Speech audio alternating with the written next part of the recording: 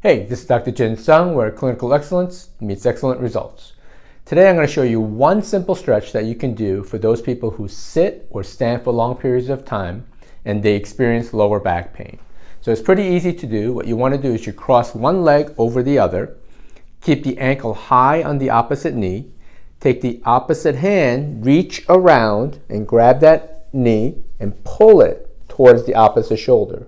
Ideally, the knee and the shoulder should be able to touch.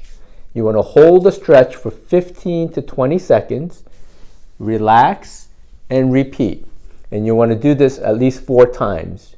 And what you want to do is you repeat this type of exercise of 4 sets throughout the day. So you might want to do it in the morning, evening, and afternoon, and repeat that throughout the day. All right, my name is Dr. Jin Sung, where clinical excellence meets excellent results. And we'll see you guys next week on the healthy side. Have an awesome day.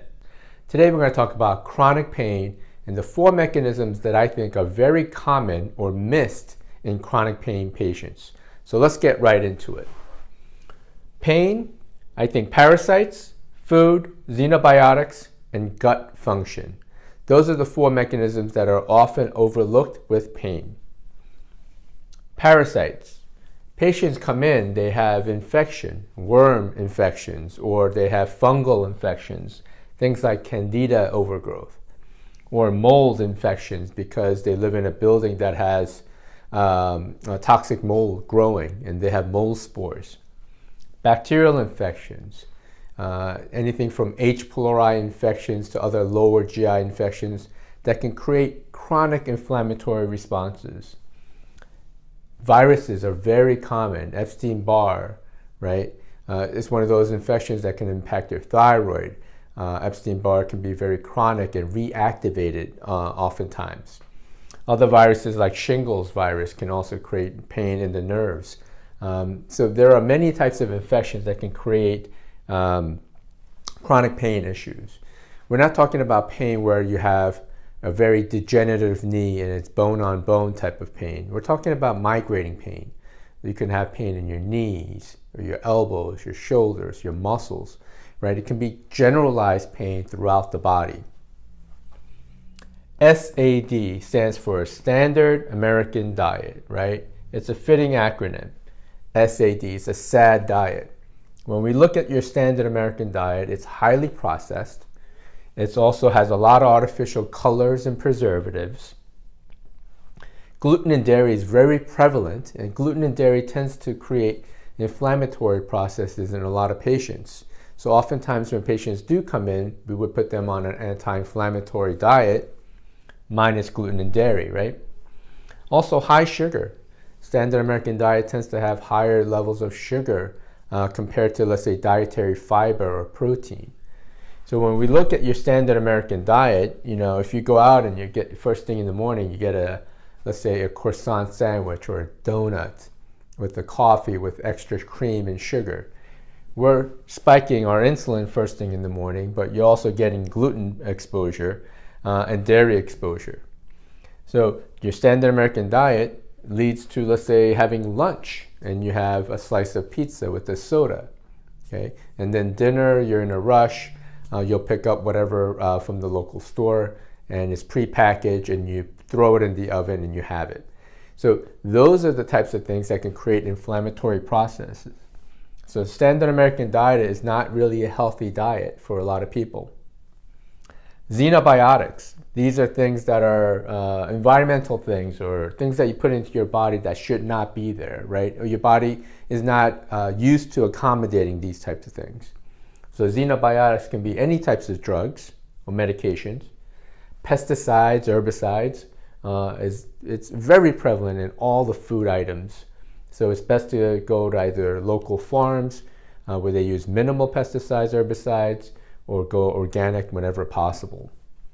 Food additives, we talked about. Cosmetics. A lot of young children or women will use a lot of cosmetics, right? Underarm deodorants, things that they put on their face. And these things will absorb into our system, creating an environment where the body has to detox these things out. Industrial and environmental pollutants, very common also.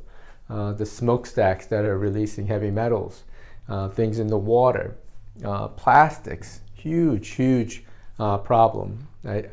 There are recent studies that show that most people will have small microparticles of plastic in their body, right? And they'll also even find it in drinking water at times. Obviously, they're on fish and some animals because they're eating plastics or microplastics, and it's getting into our system, okay? Gut and liver function. So some people could have, let's say, an infection, like an H. pylori infection or gut infection. But because they have very good stomach acid or gallbladder function, their digestion is very good, they have a very diverse diet with high vegetable or plant fibers, they could have an infection, and if they have a really good, healthy gut, they can have no symptoms related to that infection. However, if you are having a standard American diet, right, and then you have a lot of xenobiotics in your system, and then you get another parasite or an infection, then all of a sudden your gut is not doing well, right? And it's creating problems or a low-grade inflammatory process that can linger, and then it naturally will impact joints and muscles when you can get development of chronic pain. Now, also liver function is very important because your liver is responsible for detoxing our system. So if you get exposures to foods and xenobiotics and chemicals and other things that go into our body, your liver needs to work extra hard to basically detox that system. So when I say gut and liver, I have most patients in our office, or I recommend most people to do 2 cycles of this every year, meaning a gut and liver protocol, things to help heal the gut and help the liver detox to a certain extent. You should do it twice a year.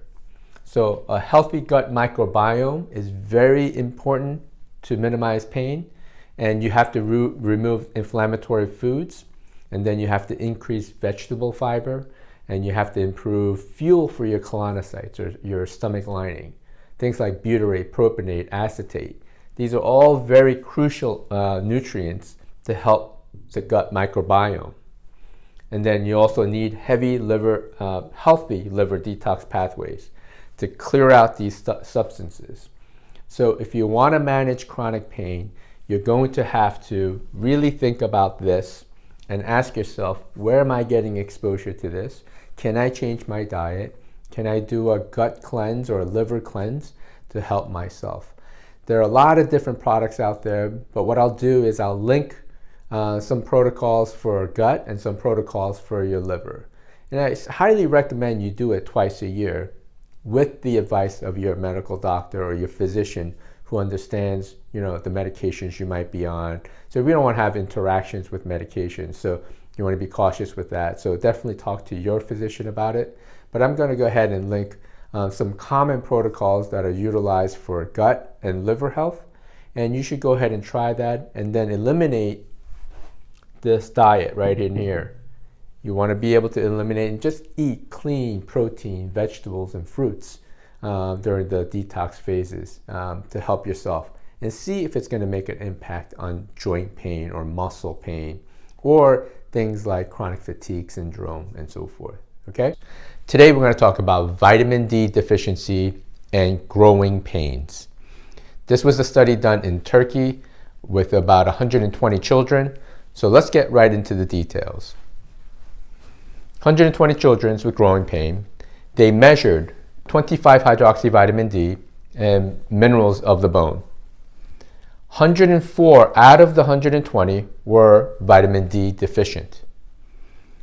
They used a single oral dose of vitamin D at very high levels, actually, 150,000 international units for children under the age of 6 or equal to age of 6, and 300,000 international units for children greater than 6 years old, okay? I believe they also added 1,000 milligrams of calcium for a period of 1 month during the study.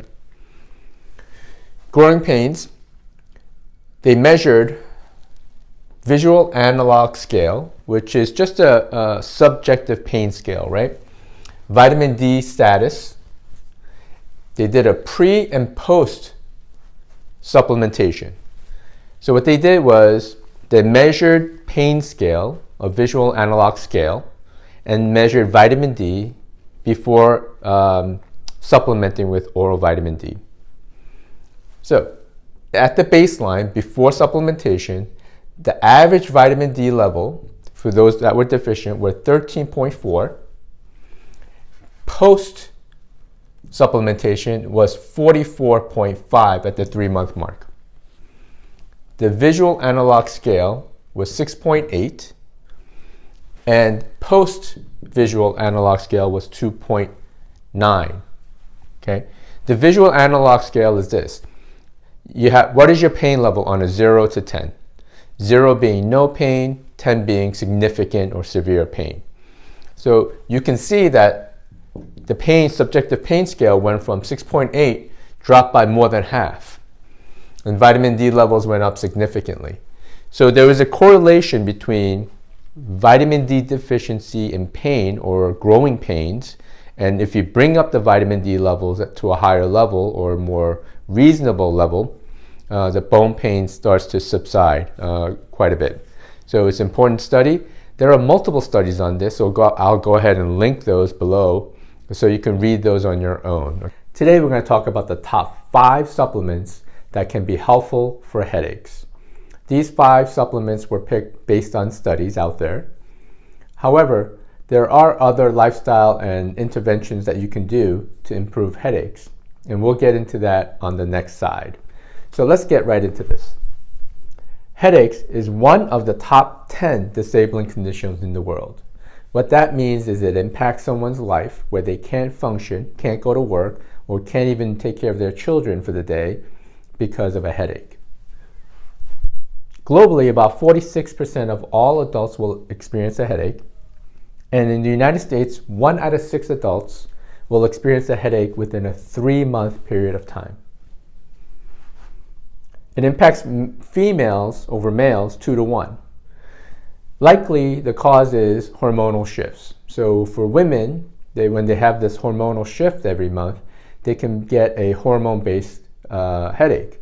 Or the shift in hormones can create imbalances temporarily that can create vascular type headaches. Now, the top 5 are listed here. Feverfew, they use 6.25 up to 18.75 3 times a day for 12 weeks. And they've noticed actually that increasing the dosage of Feverfew actually impacts the outcome of the headaches. So it actually improves the outcome when you have higher doses. Magnesium, 600 milligrams per day for 12 weeks. Now, magnesium has over 300 enzymatic processes that occur, so it's very important for a lot of different functions. However, magnesium also helps relax musculature and vasculature. So it helps decrease blood pressure, gives you a relaxed sensation. So magnesium is an important one. We have a separate video on magnesium, and I'll link that below.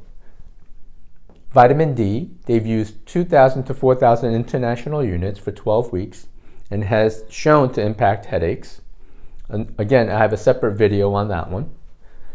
Butterbutter, 100 to 150 milligrams per day for 12 weeks. Likely the impact of butterbutter is the antihistamine effect it has on the patient. So when you have a lot of allergies and so forth, when you take this, it reduces histamine, so it reduces histamine-related headaches, and probably an anti-inflammatory effect on top of that.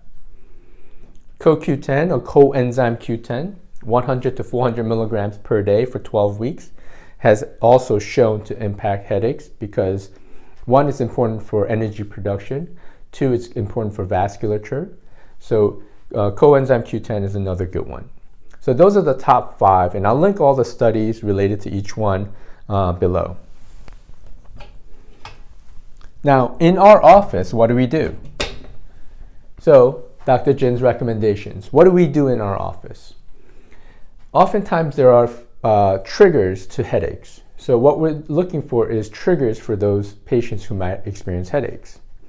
And now over the years, I've taken care of a lot of patients who have autoimmune disease, GI issues, and a lot of different conditions. And oftentimes when we put them on a restrictive or a gluten-free or dairy-free diet, we notice that their headaches start to improve, right?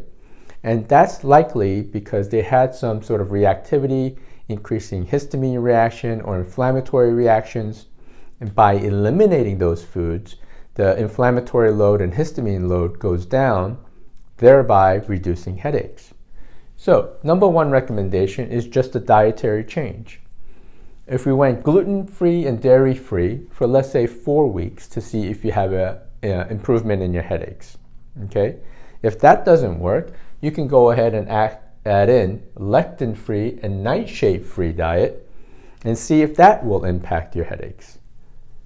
Also, finding triggers. So some people, it could be food coloring or some sort of additive in foods that trigger headaches.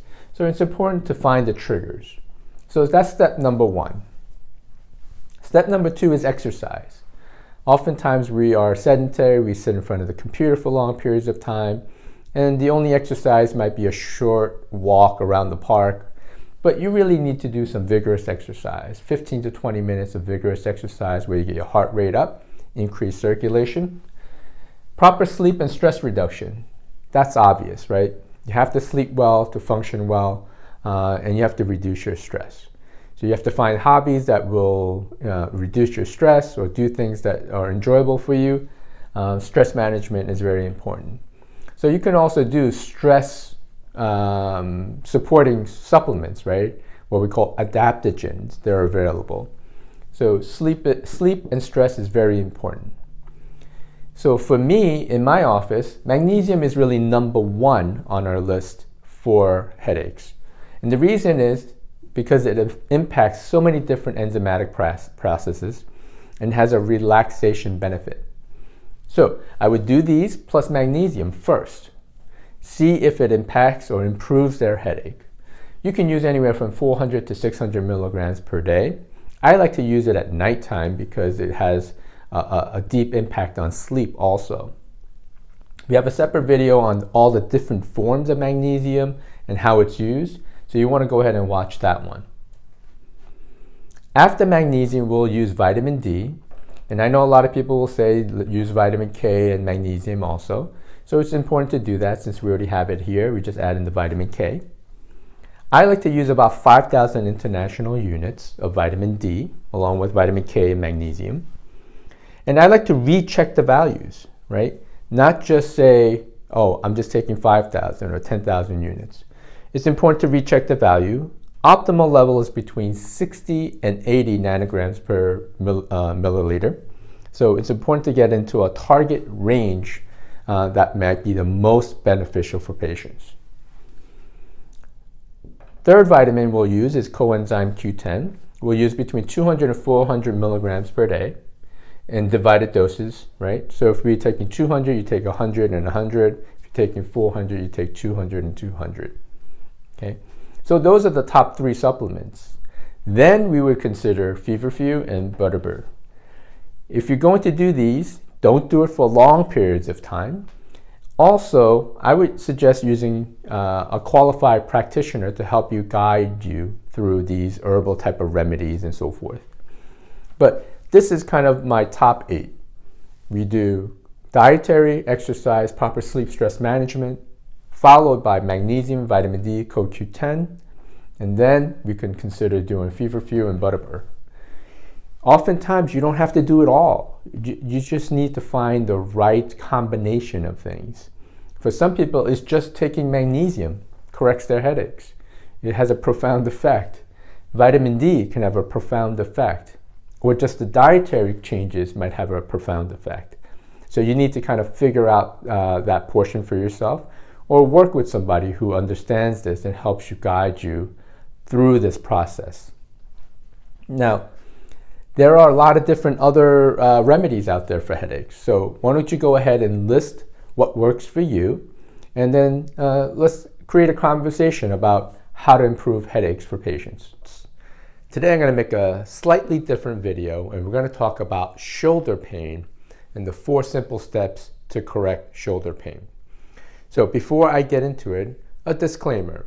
If you had an injury that's recent, it needs to be evaluated. If you have a complete tear of one of the muscles in the shoulder, it needs to be evaluated. We're talking about chronic shoulder pain and some simple steps that you can utilize to help yourself. Now, there are a lot of videos online about stretching the shoulder and exercising the shoulder, but I'm going to give you some simple tips that will help improve the shoulder pain that you can do in a very short period of time. All right, so let's get started. Strengthen the internal and external rotators. Oftentimes, the muscles that we work are shoulder muscles, meaning the deltoid muscle. So we work the anterior deltoid when we do like bench presses or lateral raises, or when we pull, we're working the shoulder muscles. The smaller muscles called the rotator cuff muscles are underneath there, and they need to be strengthened. And the way to do that is internal and external rotation.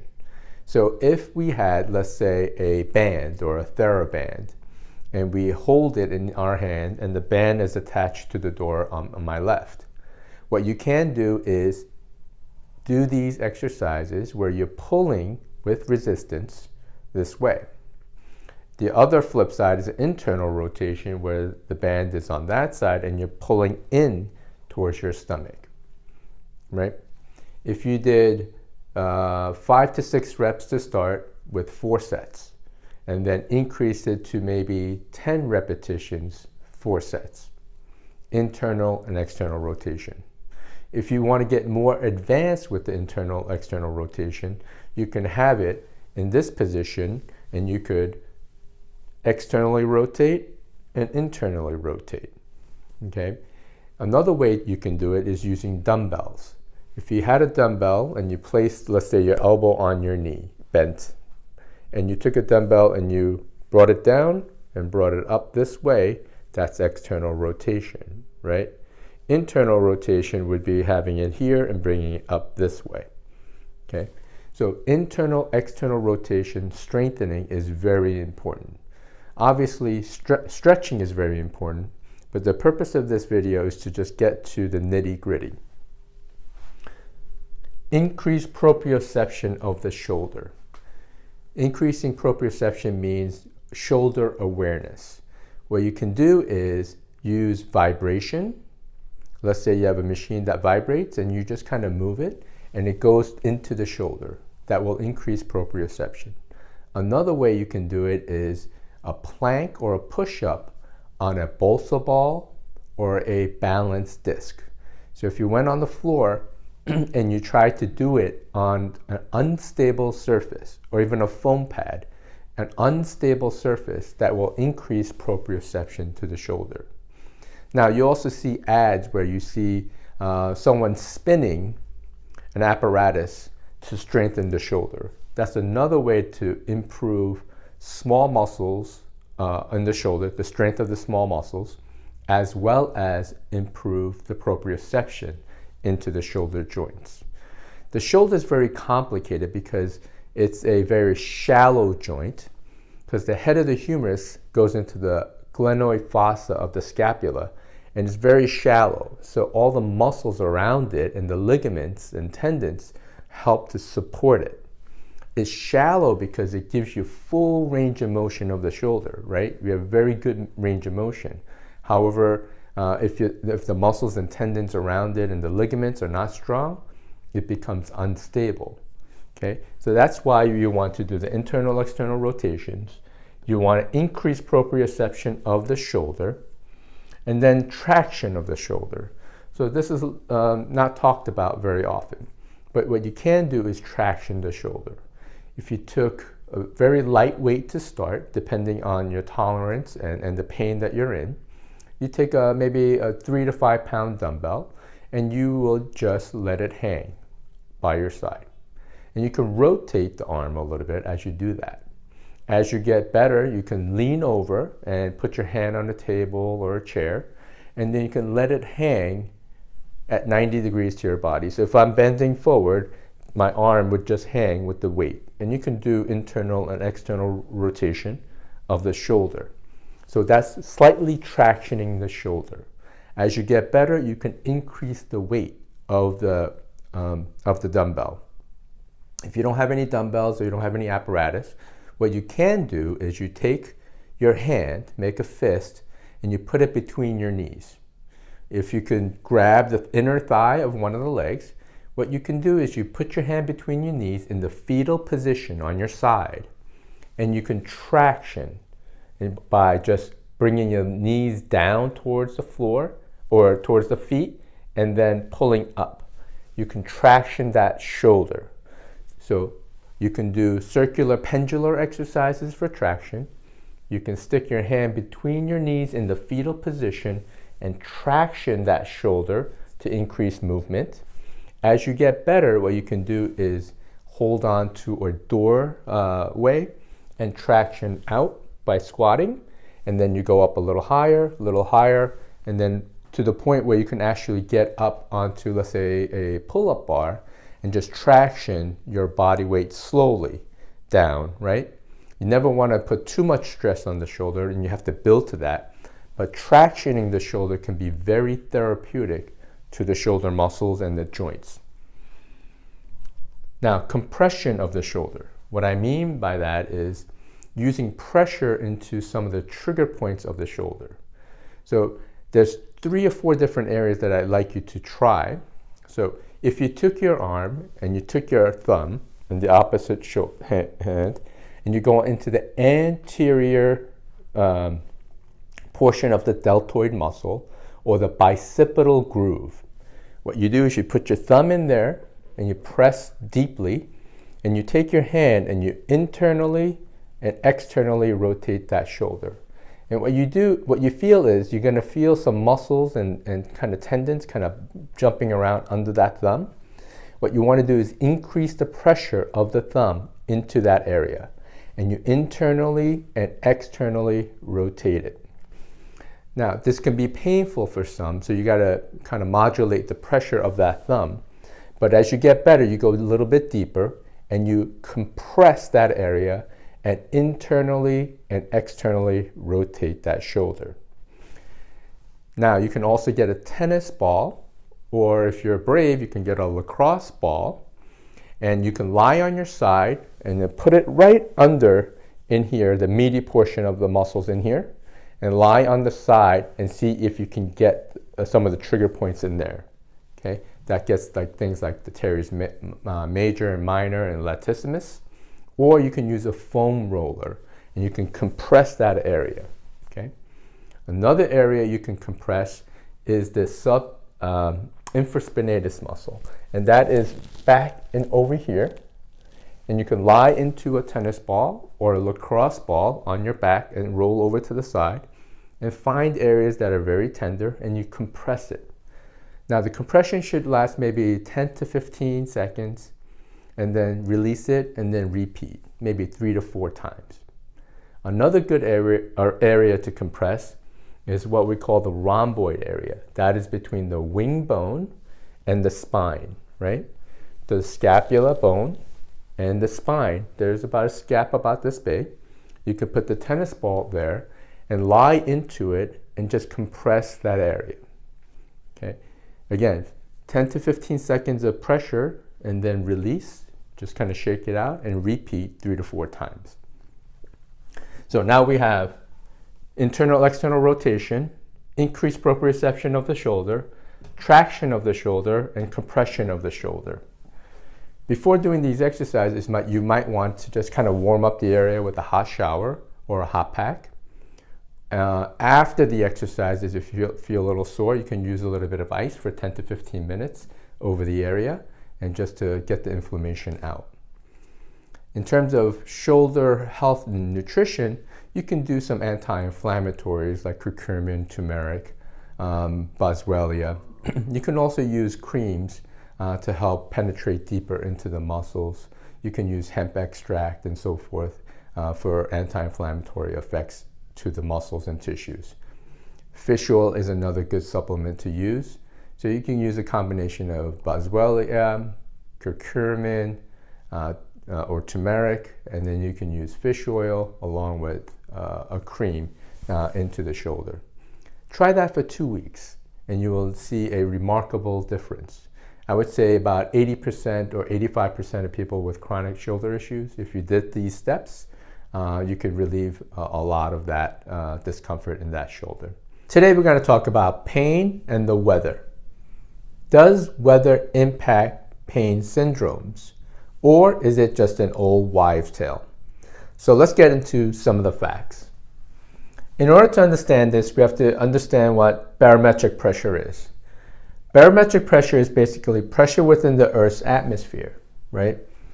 Depending on where you are, either at sea level or higher elevation, the pressure will be different. Same thing with weather. When you have good weather, the pressure is higher. Obviously, at sea level, the pressure is going to be higher than on a mountain. Bad weather has low pressure. At higher altitudes, you will also have low pressure, right? So let's take the example of osteoarthritis, or let's say arthritis in the knee, okay? Basically, when you have arthritis, you have damage to the cartilage, the bone, and you're developing some scar tissue around that joint, all right? When you have that, you start to expose nerve endings, okay? And when you have pressure changes or very low pressure, you create expansion of the joint, impacting the cartilage, the ligaments, and the tendons around that joint, okay? That expansion will irritate these nerve endings and it'll create more pain. Now, also cold weather will increase stiffness and pain because it will decrease the viscosity of the fluid in the joint, or synovial fluid, okay? It will decrease basically the viscousness or the thickness of the lubricant. And when you start to move the knee, it will start to loosen up a little bit, okay? Also, with bad weather, you're gonna have decreased activity. What that means is that if you don't move the joint, it won't lubricate it. So people don't realize the cartilage itself does not have a vascular supply to it. The way it gets nutrients is through movement. So when you move your knee joint, right, that's how the nutrients will get into the cartilaginous areas, okay? So barometric pressure or weather can also impact chronic pain syndromes like fibromyalgia. It can also impact headaches like migraines, depression, and pain syndromes, okay? What can we do to help with these types of patients? One, you have to move, right? Just because the knee is painful, if you just sit there, it can become worse. So what you want to do is maybe just start with knee flexion extension of the knee, right? And then maybe riding a bicycle so there's less pressure on the knee. And then increasing walking activities and so forth. After exercise, what can we do, right? We can take some of these supplements like fish oil. Fish oil will decrease anti-inflammatory prostaglandins, right? It will decrease eicosanoids. Turmeric and resveratrol will decrease NF-kappa B. Quercetin will decrease leukotrienes.